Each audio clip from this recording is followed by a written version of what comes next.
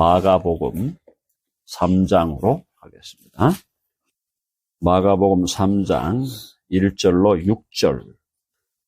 사랑하는 여러분, 여러분들이 인생을 한 30살쯤 살았는데 누가 여러분들을 죽이겠다고 음모를 꾸미고 음모단을 만들어가지고 계속해서 여러분들을 감시한다고 한다면 여러분의 인생이 어떻겠습니까? 아마 그런 인생을 살아간다는 것은 굉장히 쉬운 일이 아닐 것이다. 근데 예수님은 공생애를 시작하시고 얼마 안 되었는데 그때부터 당국자들과 종교 지도자들이 예수를 잡아 죽여야 되겠다. 그런 음모를 꾸미기 시작했다는 것입니다. 예수님의 공생애 3년차 들어서 그런 일이 일어난 게 아니라 처음부터 시작된 지 얼마 안 됐어요. 얼마 안 됐는데 그때부터 예수를 죽여야 되겠다. 이게 무슨 얘기냐면은 예수님의 존재와 그분이 가르치시는 말씀과 가치관이 이 세상과는 완전 결이 다르다. 오늘날 교회들의 문제점이 뭡니까? 세상과 너무 똑같아요.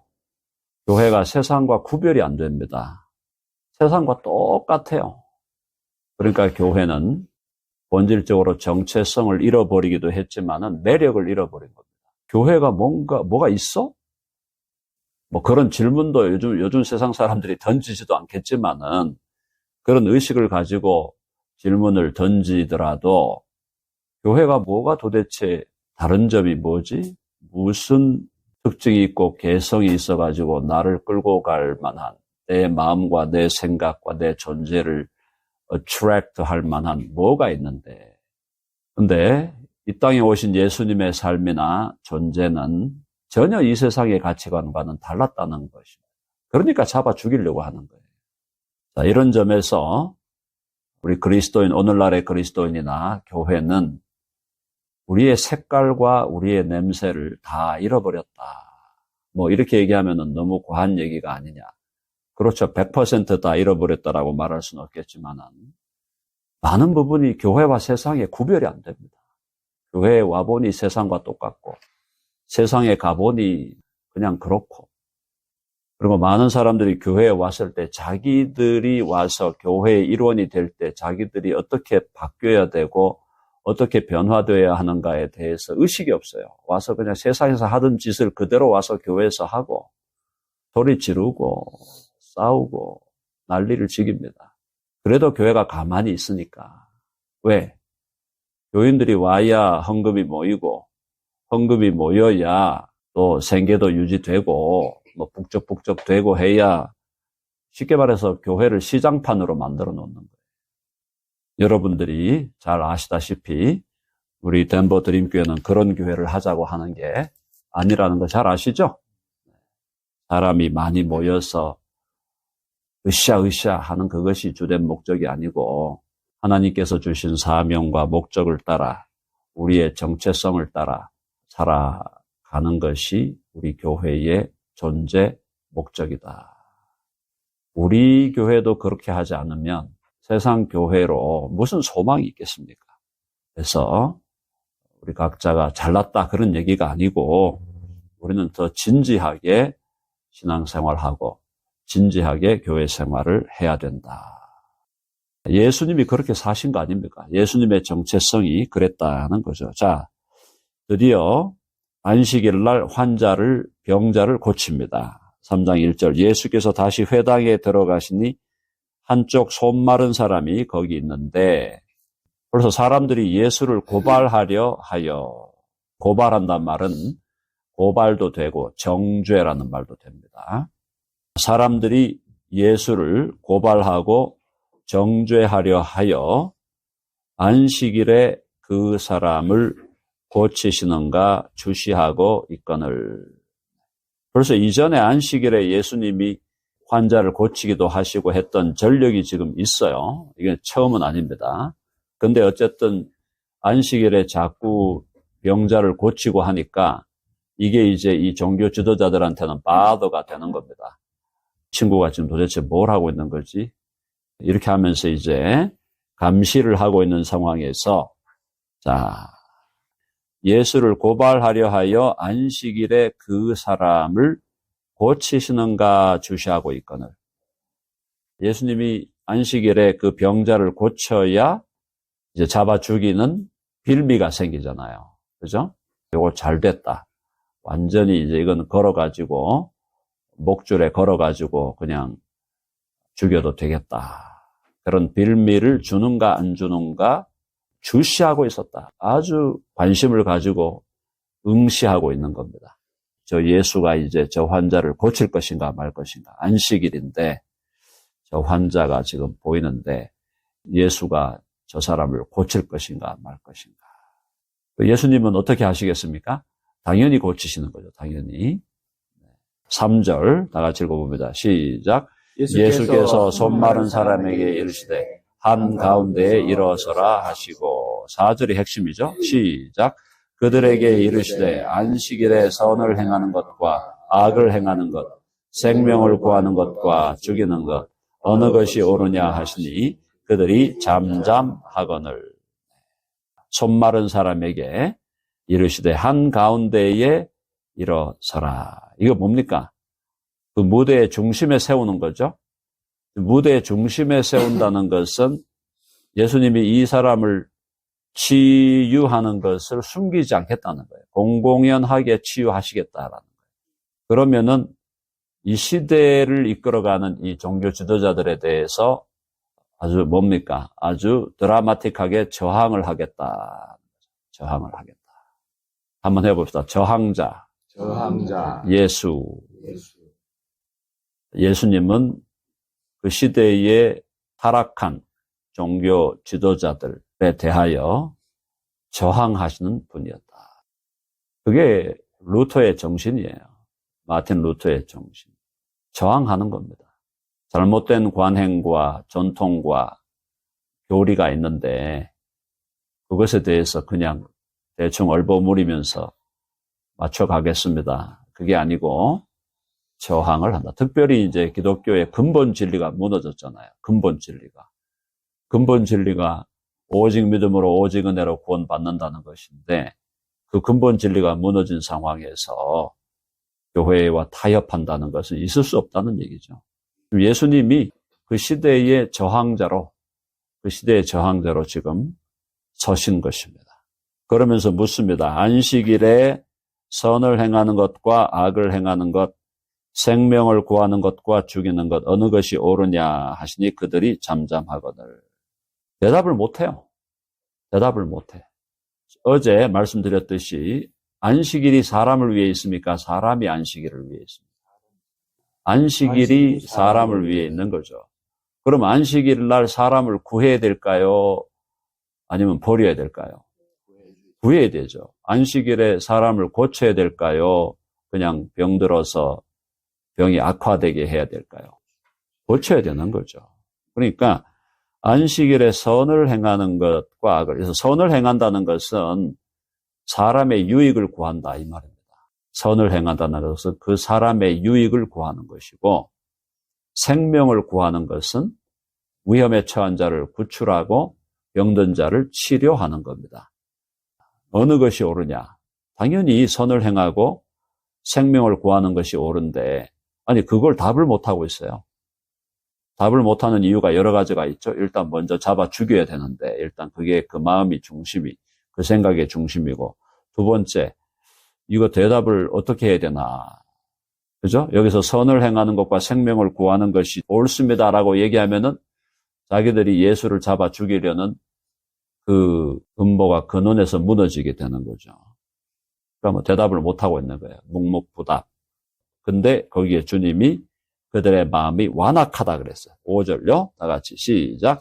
그들의 마음이 완악함을 보시고 노하심으로 그들을 둘러보시고 그 사람에게 이르시되 내 손을 내밀라 하시니 내밀매 그 손이 회복되었더라.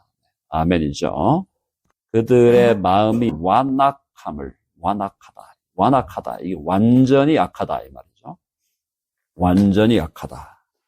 더 이상 애누리가 없이 악하다 이 말입니다. 완악하다. 완악함을 탄식하셨다. 예수님이 탄식하셨다. 탄식하사 노하심으로. 자, 예수님의 거룩한 분노가 있는 겁니다. 그렇죠? 거룩한 분노가 있는 사람이 되어야 합니다. 거룩한 분노가 없다. 사람이 죽은 거예요. 죽은 인생이에요. 거룩한 분노가 있어야 되는데, 거룩한 분노가 있어야 되는데, 사사로운 분노만 있으면 안 되겠죠.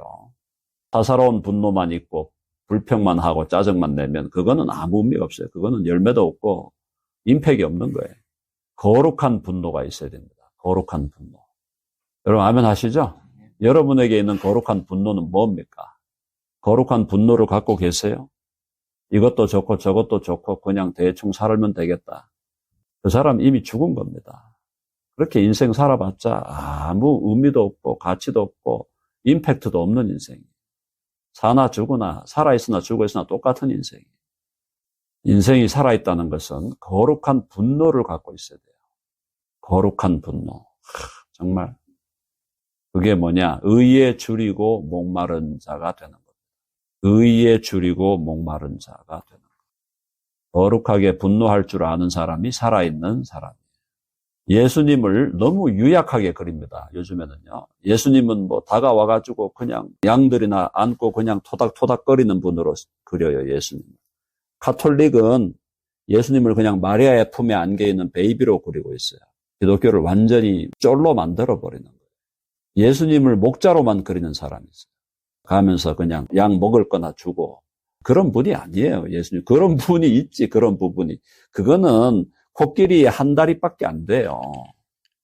예수님은 엄청나게 단호하신 분이고, 의로운 분노를 가지신 분이고, 그리고 저항하는 분이고, 탄식하는 분이에요. 거친 예수를 우리가 알아야 돼요. 거친 분, 라프한 분, 터프한 분. 근데 오늘날 교회 가보면 예수님은 너무 그냥 유약한 사람으로 그려놨어요. 예수 믿는 남자들이 예수 믿는데 전부 다 그냥 유약하게 빠져가지고 매력이 없는 거예요, 매력이. 저는 예수님에 대해서 좀 제대로 알아야 된다고 생각합니다. 여기 우리가 복음서를 보면은 예수님의 생뚱맞은 예수님이 나타나잖아요. 뭔가 이렇게 채색되지 않은 날 것으로 드러나는 예수 그리스도. 그분에 대해서 우리가 알아야 된다는 거예요.